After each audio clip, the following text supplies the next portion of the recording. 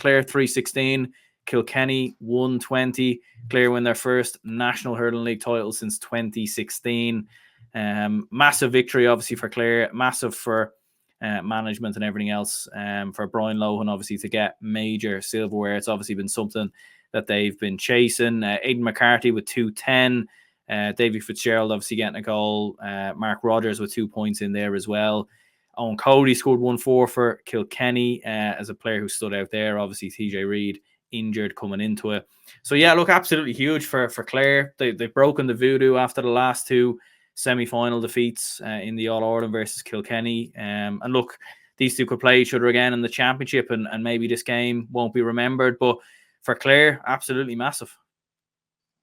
It's a great confidence booster for Clare. And I said this at the start of the season, I believe that Clare would win the league because, number one, they needed a national trophy on the board, and number two, get the hoodoo off their back about Kilkenny. And they've won 2 games against Kilkenny now. So brilliant win for Clare, brilliant win for Brian Lohan. And what I noticed at full time as well, they weren't celebrating widely. Obviously, there was great euphoria and things like that. But look, they have bigger fish to fry in 2 weeks' time. They'll play against Limerick on April 24th. So I could see the excitement of Anthony Daly last night. He looked like a kid under the Christmas tree last night. So yeah, it should be a brilliant game, no doubt about it. Limerick, Kilkenny, and we're all looking forward to, no doubt about it. But what impressed me about Clare more than anything, and I criticised Clare last year, they got so close and yet so far in the last few years against Limerick, against Kilkenny. The reason for that, in my opinion, wasn't refereeing decisions and all that. It was shooting accuracy. Clare were hitting wide after wide after wide. They hit about 24 wides in one semi-final against Kilkenny off the top of my head. And you can't win an All-Ireland semi-final doing that. In this game against Kilkenny, they had a 65% shot accuracy. They had a 70% shot accuracy for some time against Tipperary before the game was really open, the semi-final as well.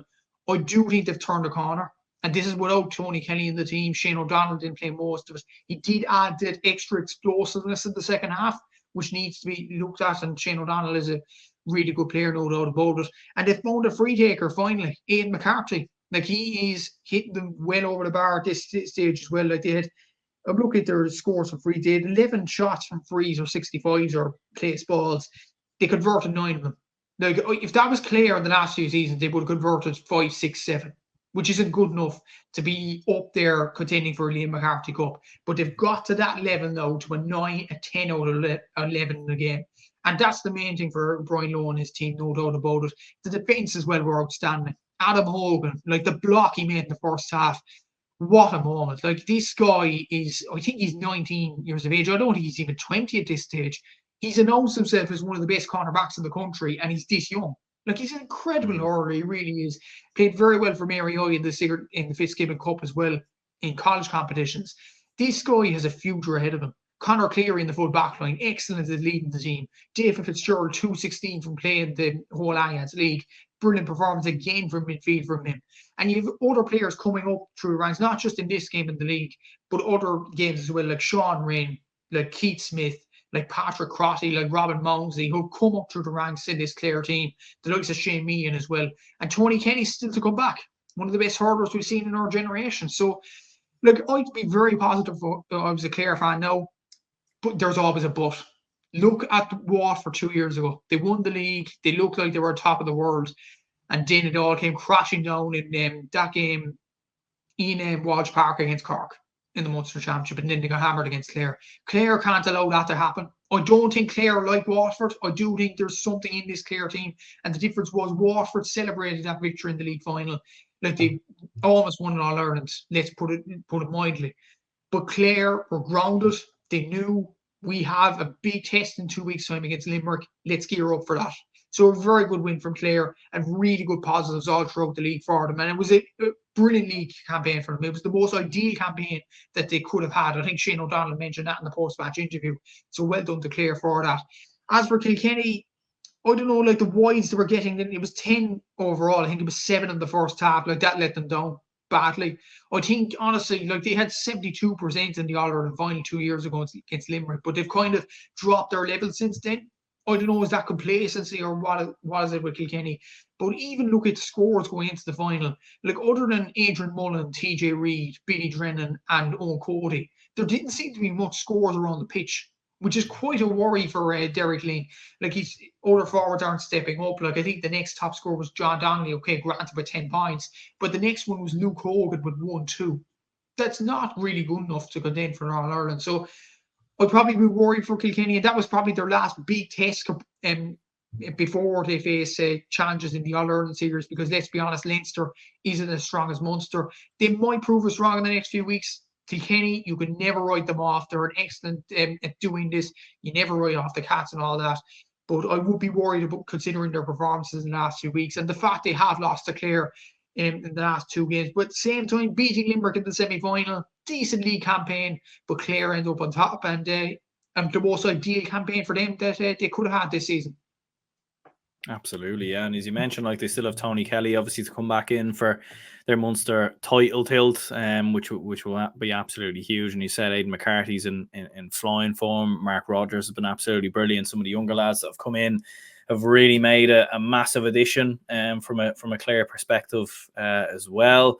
I mean, I think we've spoke about it before. Like, this is as good as Clare have looked now since they won the All-Ireland in 2013, in my opinion. I think their squad is very well rounded. They've management in Brian Lohan that have obviously been there for a good couple of years now. I suppose the one thing they were probably missing, I know they won a league title back in 2016, but in terms of this group and these group of players, like, you felt like the last thing they were missing was silverware, and they've obviously gone and got that now.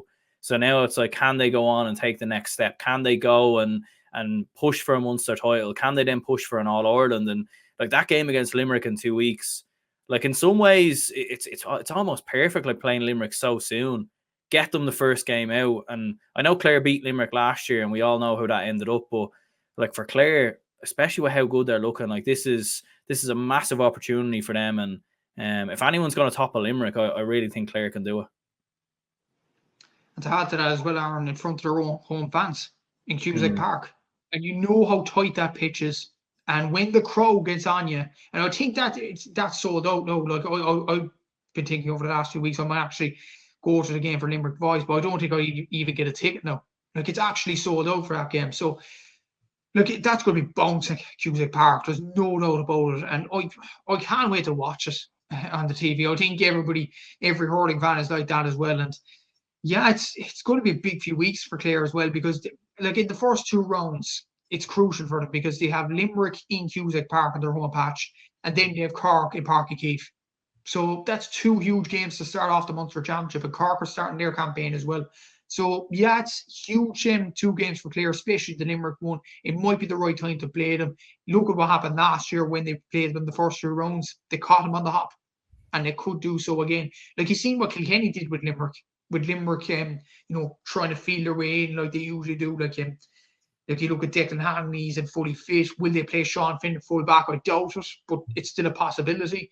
I've been hearing rumours that Darrell Donovan, according to the Limerick leader, will not play for Limerick this season. So that's a big loss for them.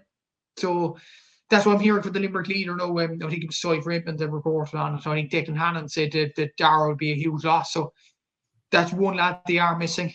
So will they drop Cian Lynch into his less preferred position in midfield? Who would you put at centre forward then? Like, there's a lot of manoeuvre for Limerick in the next few weeks, and that's not a good thing to have when you're going for the drive for 5. So Clare have a big opportunity now in front of their home fans, their home pitch, to stake a claim. We're here to get a Munster title. We're here to get an All-Ireland title. So yeah, it's a big few weeks for Clare. This is a huge game against Limerick, and I know it's the first game of the championship, but you seen with the football, it seemed like a lot of dead rubbers going into this week, and there wasn't much appetite. But I tell you, with the hurling championship in the next few weeks, I think there'll be a lot of excitement coming up to this game in particular. I cannot wait for it. Absolutely, yeah, me too. And you were speaking about getting tickets. Like, I nearly would love to go myself, in all honesty, but as you said, sold out already. Like a lot of the Munster Championship games, and we were speaking earlier about ticket prices and everything else, and maybe not the appetite for the football championship maybe isn't there. But when it comes to the hurling championship, specifically now in Munster, maybe not so much in Leinster, but in Munster, it 100% is there for those type of games. And as you said, yeah, absolutely looking forward to it, in fairness. From a Kilkenny perspective, like, obviously missing TJ Reid, which was a huge blow for them. Back-to-back league finals now that they've lost. You think of it, they've obviously lost back-to-back All-Ireland finals. Like, it is becoming a habit for Kilkenny to lose major finals, which you don't associate with Kilkenny, but like, it is becoming a massive habit now, unfortunately. He is definitely. I just reread the article there about Darrell Donovan. He's out for the first 2 games in Munster with a calf injury, so that does include the Clare game. So he is out. So it'll be interesting what they'll do with midfield there. But for Kilkenny, yeah, it was a poor enough game up until the very end, with they, tried to maneuver fans into it a small bit. Owen Cody gets that goal, and the penalty, like, that was a tame penalty, wasn't it? Like, they got back into the game, and while I'm on the penalty decision, I don't think it was a penalty. Like, the ball was already gone to the Kilkenny player when the foul was made. How is that a goal scoring opportunity? I don't know. But look, Clare won the game. It didn't matter at the grand scheme of things in the end. But for Kilkenny, like, the first half in particular, the wides they were getting were very uncharacteristic to the likes of Owen Cody and Adrian Mullen in particular. So that needs to be brushed up on for Derek Ling's side. And you could see TJ, I know, is in his mid-30s and seems to be, struggling to, stay up with the pace of the game in many ways, but he's very good at shot accuracy. And he was a huge miss on a Saturday night. There's no doubt about it. But I think one positive for Kilkenny, and I said this about the Leinster Championship, it's a kind of an easy run for them. They probably already know they're in the Leinster final anyway, so they could take it easy in the next few games and then gear up towards that Croke Park final against Galway, which they aim to do to win again. So yeah, it's not like Munster where it's cutthroat. Kilkenny can just ease into the championship more or less. So it's a positive in that way. But for the performances against Clare in particular, the 2 performances in the league, they were probably disappointing, and Derek Lee needs to fix up in it. There's no doubt about it. So yeah, a lot of improvements that need to be made for Kilkenny, but yeah, it'll be interesting to see how they do that in the next few weeks. Like, we said this about Kilkenny at the start of each season in the last few years, but they then get to an All-Ireland final or push Limerick all the way. So you could never write off the Cats, no doubt about it. So yeah, we're in for an interesting summer for Derek Ling's side.